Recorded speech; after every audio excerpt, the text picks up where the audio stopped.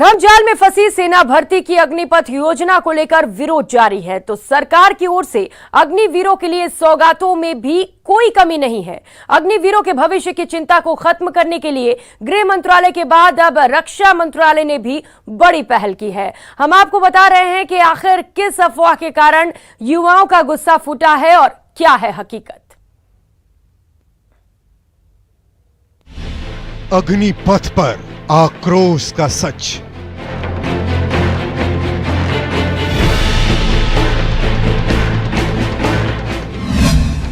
राजस्थान समेत 7 राज्यों में प्रदर्शन।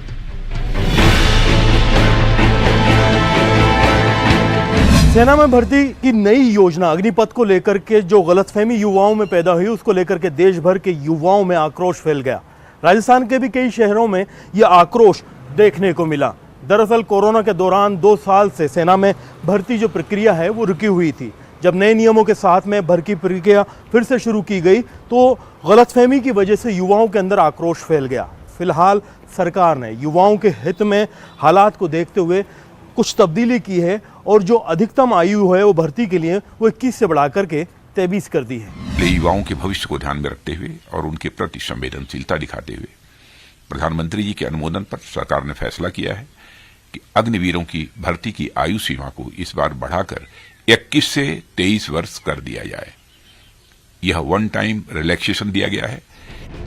रक्षा मंत्री राजनाथ सिंह को ये अपील इसलिए करनी पड़ी क्योंकि देश भर में युवा गुस्से में है, तो राजस्थान के भी युवा सड़क पर निकलकर सेना की नई भर्ती नियम का विरोध कर रहे हैं।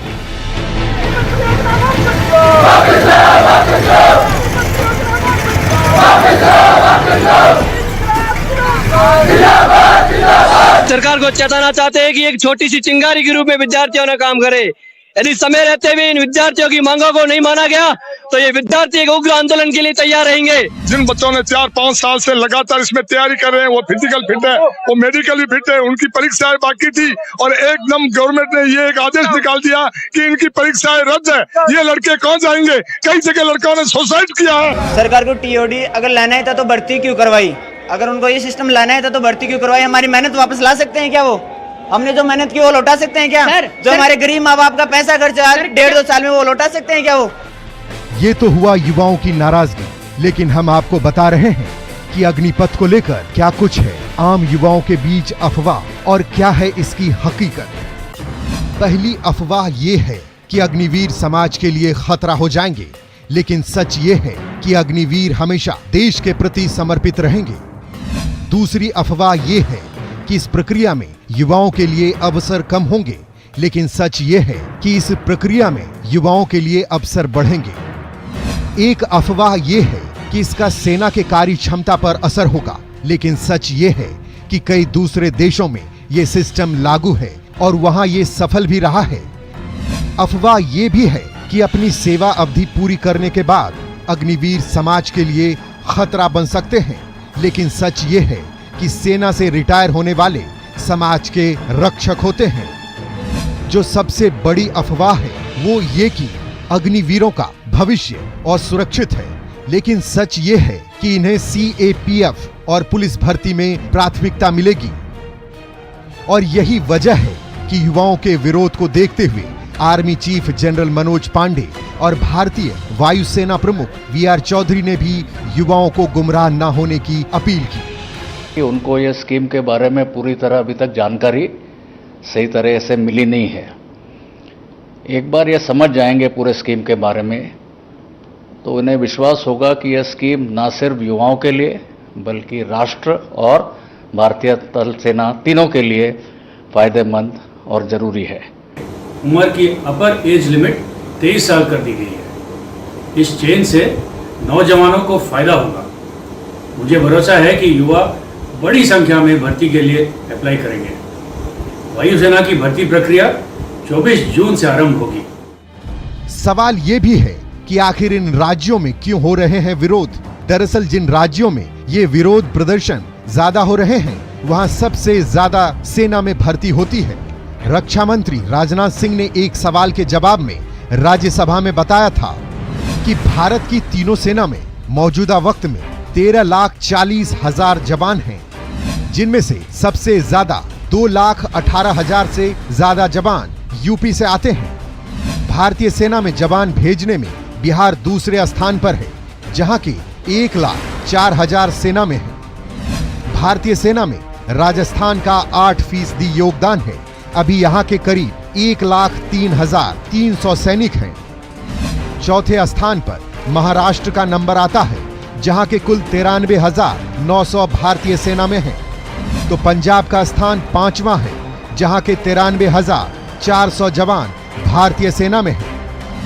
हालांकि प्रति 10 लाख जनसंख्या में सैनिकों की संख्या के मामले में हिमाचल प्रदेश सबसे आगे है।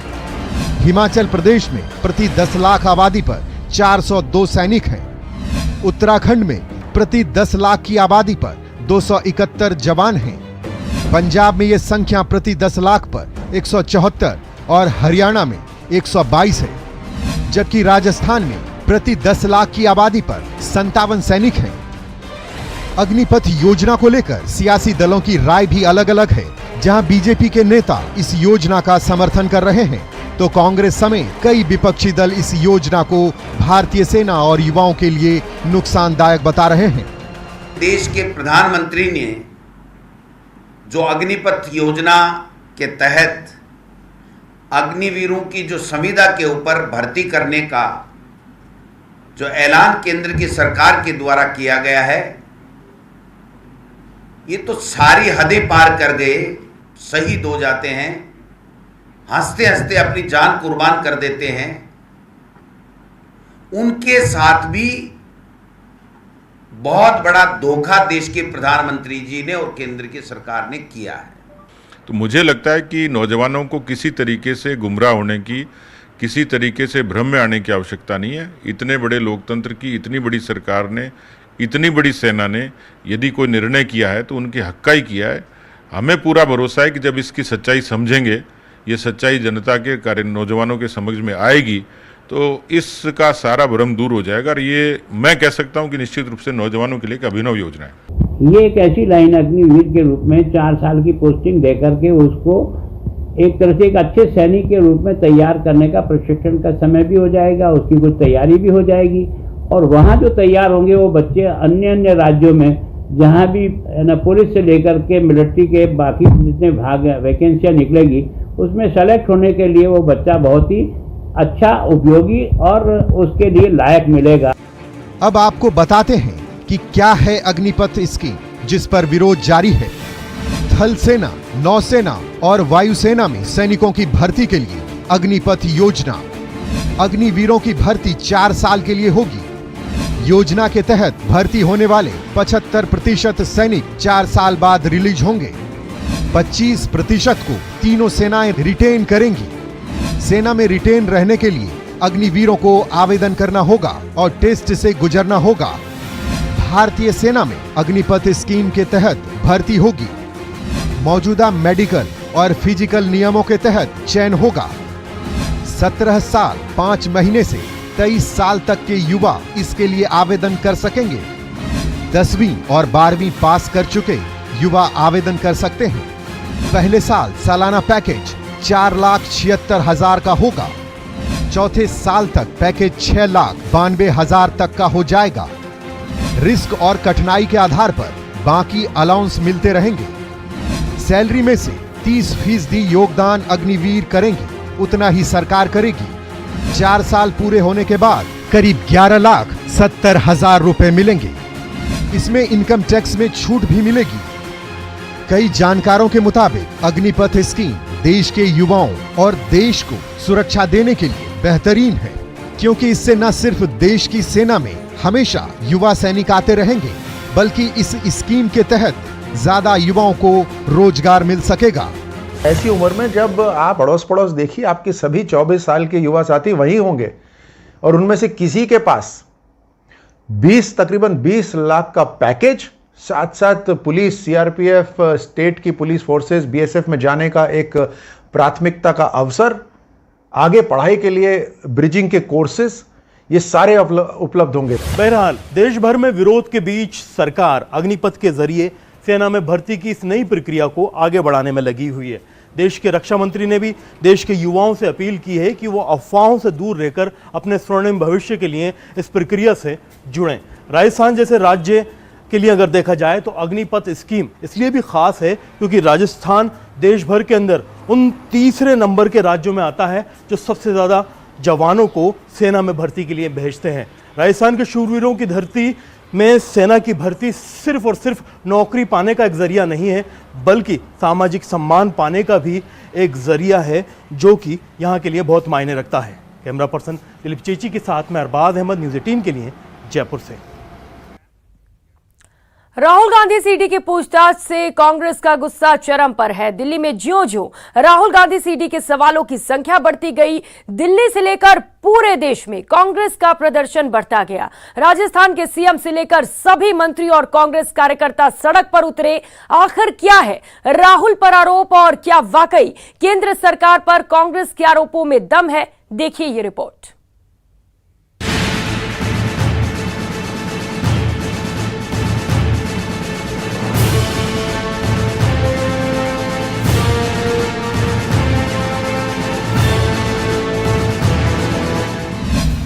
ईडी की पूछताछ, कांग्रेस का बवाल। राहुल के समर्थन में सड़क पर पंजे का दम।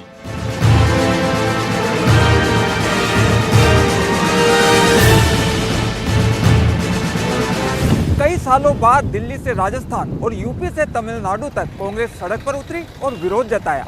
मामला था पार्टी के पूर्व अध्यक्ष राहुल गांधी से ईडी की पूछताछ का। साधारण कार्यकर्ता ही नहीं, कांग्रेस शासित राज्यों के सीएम से लेकर मंत्री तक और विधायक से लेकर सांसद तक ने सड़क पर विरोध दर्ज किया और निशाने पर रही केंद्र सरकार। ईडी की पूछताछ को कांग्रेस विपक्ष को परेशान करने का केंद्र सरकार का सियासी हथियार बता रही है। जब कांग्रेस के महान नेता देश को आजाद करा रहे थे, तब ये मुखबिरी करने का काम अंग्रेजों का कर रहे थे, पेंशन लेने का काम कर रहे थे। ये हमको क्या ईमानदारी सिखाएंगे? हमारे कण कण में ईमानदारी है। राहुल गांधी इनसे कभी डरने वाला नहीं है। राहुल गांधी इनको 2024 में सत्ता से हटा के रहेगा। राहुल गांधी से ईडी की पूछताछ के खिलाफ कांग्रेस के बड़े नेताओं समेत पार्टी के कार्यकर्ता सड़क पर उतरे। सीएम अशोक गहलोत हों या सचिन पायलट, सभी नेता राहुल के समर्थन में दिल्ली पहुंचे और ईडी की पूछताछ को लेकर अपना विरोध जताया। सोनिया गांधी जी पर और राहुल गांधी जी पर हम बार बार कह रहे हैं कि वो नॉन प्रॉफिटेबल कंपनी हैं। वहाँ का 1 रुपया भी सोनिया गांधी जी, राहुल गांधी जी नहीं ले सकते हैं चाहते हुए भी। तो जब आप प्रॉफिट ले नहीं सकते उसके अंदर, तो मनी लॉन्ड्रिंग कैसे हो गई ये बताएं।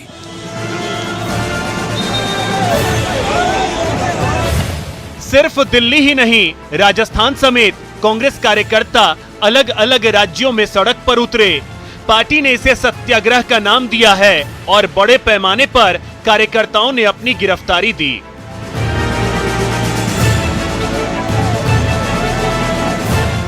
आपको बता दें कि बीजेपी नेता सुब्रमण्यम स्वामी ने 2012 में दिल्ली के पटियाला हाउस कोर्ट में नेशनल हेराल्ड मामले में एक याचिका दाखिल की थी, जिसमें सोनिया गांधी, राहुल गांधी के साथ कई और कांग्रेस नेताओं पर नेशनल हेराल्ड अखबार को धोखाधड़ी और हेराफेरी के जरिए हड़पने का आरोप लगाया था। आरोप के मुताबिक इन कांग्रेसी नेताओं ने नेशनल हेराल्ड की संपत्तियों पर कब्जे के लिए यंग इंडिया लिमिटेड यानी YIL नामक ऑर्गेनाइजेशन बनाया और उसके जरिए नेशनल हेराल्ड का प्रकाशन करने वाली एसोसिएटेड जर्नल लिमिटेड यानी AJL का अवैध तरीके से अधिग्रहण कर लिया। स्वामी का आरोप था कि ऐसा दिल्ली के बहादुर शाह जफर मार्ग स्थित हेराल्ड हाउस की 2000 करोड़ रुपए की बिल्डिंग पर कब्जा करने के लिए किया गया था। स्वामी ने 2000 करोड़ रुपए की कंपनी को केवल 50 लाख रुपए में खरीदे जाने के खिलाफ आपराधिक मुकदमा चलाने की मांग की थी। ईडी ने 1 अगस्त 2014 को इस मामले में मनी लॉन्ड्रिंग का केस दर्ज किया। 19 दिसंबर 2015 को पटियाला हाउस कोर्ट ने सभी को जमानत दे दी। हालांकि 2016 में सुप्रीम कोर्ट ने इस मामले को रद्द करने की मांग को इनकार कर दिया। ईडी ने 2 जून 2022 को सोनिया और राहुल गांधी को पूछताछ के लिए समन जारी किया। हालांकि बीमारी के कारण सोनिया को पूछताछ से छूट मिली है, लेकिन राहुल गांधी से ईडी सोमवार से लगातार 3 दिन तक पूछताछ कर चुकी है। ईडी ने सोमवार को राहुल गांधी से करीब 8.5 घंटे तक पूछताछ की थी। वहीं मंगलवार को यह पूछताछ 10 घंटे से ज्यादा चली। तो बुधवार को राहुल के साथ ईडी ने करीब 9 घंटे लंबी पूछताछ की। कांग्रेस को लगता है कि इस केस में राहुल से ये पूछताछ सिर्फ उन्हें परेशान करने के लिए किया जा रहा है। पूरे देश में कांग्रेस का कार्यकर्ता लड़ेगा मरेगा, लेकिन झुकेगा नहीं। दिल्ली में आपने हमारे कार्यालय को घेर लिया, हमारे कार्यालय में, कांग्रेस के कार्यालय में घुसकर आप हमले कर रहे हैं, लाठी चला रहे हैं, गोली चला रहे हैं। कौन मरेगा? ना तो लाठी खाएंगे ना गोली खाएंगे। बीजेपी की लाठी का जवाब भी देंगे, बीजेपी की गोली का भी जवाब देंगे। बीजेपी वाले सावधान हो जाएं, जिस भाषा में चाहेंगे उस भाषा में जवाब मिलेगा। राहुल गांधी जी को जो ईडी के सामने उनको बार बार परेशान करने की दृष्टि से जो उनके खिलाफ उनको बुलाया जा रहा है, उसको बंद करना चाहिए। मुख्यमंत्री अशोक गहलोत जी के जो बड़े भाई हैं, पहले ईडी के नाम पर और अब सीबीआई के नाम पर जो डराने की उनको साजिश कोशिश हो रही है, वो बंद होनी चाहिए। कांग्रेस का कार्यकर्ता ही नहीं डरता। कांग्रेस का यह भी आरोप है कि केंद्र सरकार की शह पर दिल्ली पुलिस कांग्रेस को विरोध करने के लोकतांत्रिक अधिकार से भी वंचित कर रही है। कांग्रेस का आरोप है कि बुधवार को हुए प्रदर्शन के दौरान दिल्ली पुलिस के कर्मियों ने कांग्रेस कार्यालय में घुसकर नेताओं और कार्यकर्ताओं के साथ बदसलूकी की। कम से कम आप कहीं धरना नहीं करने दें, प्रदर्शन नहीं करने दें, कोई भाई आंदोलन नहीं करने दें, वो तो चलता है। लेकिन ये क्या हुआ कि जैसे पहले क्रांतिकारियों को घरों से निकलने की भी रोक थी, ठीक उसी प्रकार से हमारे एआईसीसी कार्यालय पे चस्पा कर दिया गया कि यहाँ कोई नहीं इकट्ठा नहीं हो। ईडी का नोटिस लगा दिया गया। 3 दिन में 28 घंटे की पूछताछ के बाद भी ईडी के पास राहुल गांधी के लिए कई सवाल बाकी है। कांग्रेस के अखबार नेशनल हेराल्ड और यंग इंडिया कंपनी में वित्तीय अनियमितता के आरोप को लेकर राहुल गांधी से पूछताछ आगे भी होगी। वहीं कांग्रेस के विरोध प्रदर्शन को लेकर भी कई सवाल हैं। कानून के मुताबिक किसी भी शख्स से पूछताछ का अधिकार जांच एजेंसी को है, तो ऐसे में सड़क पर ऐसे विरोध प्रदर्शन के क्या मायने। कैमरामैन दिलीप चेची के साथ दिनेश शर्मा, न्यूज 18, जयपुर। कांग्रेस अपने लिए तो इंसाफ मांग रही है, लेकिन 4 साल पहले बेरोजगारों से किए अपने वादे भूल गई। ये आरोप लगा रहे हैं प्रदेश के वैसे हजारों युवा जो पिछले काफी वक्त से सरकारी नौकरी का इंतजार कर रहे हैं, लेकिन जब हक मांगने पहुंचे तो मिली लाठियां।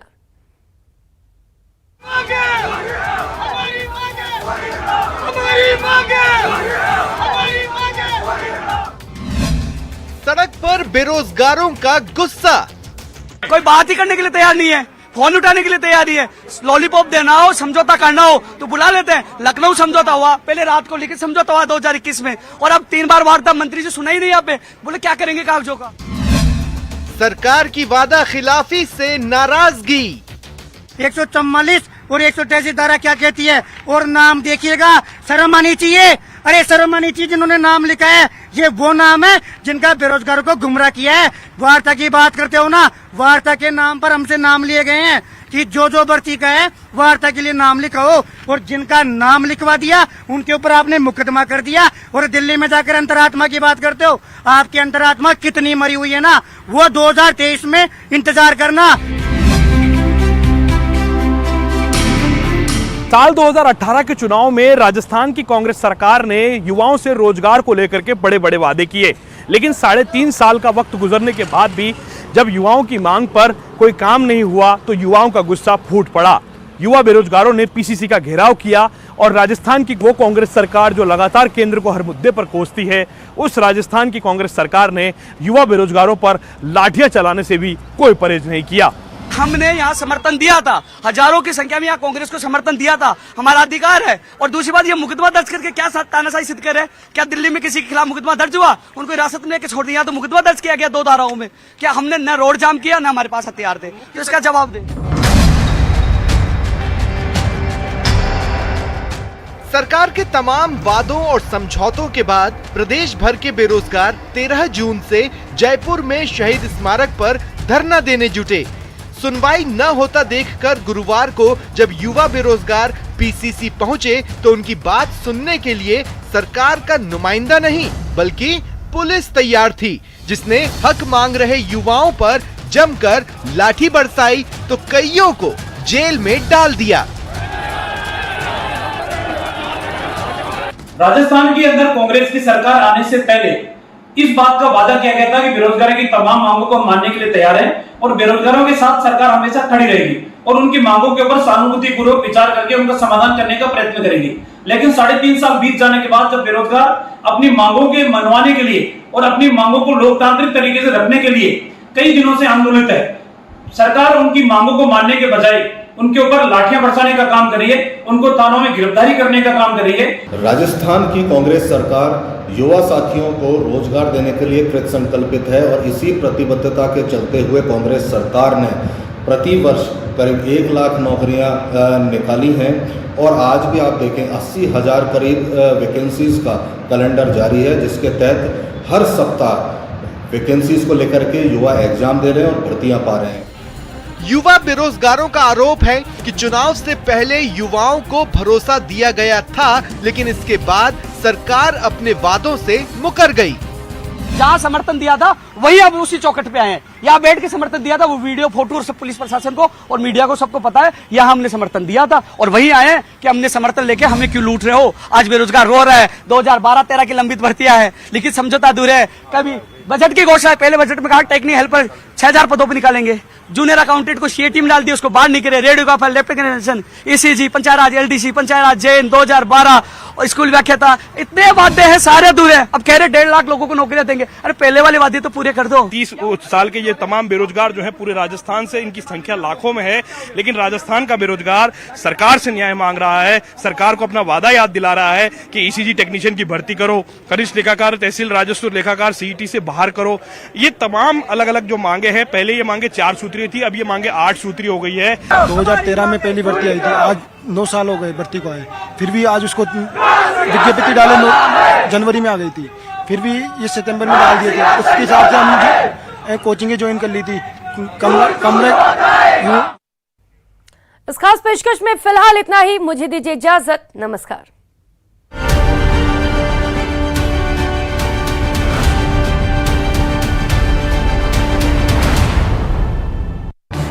इस न्यूज हेडलाइंस के प्रायोजक पेट सफा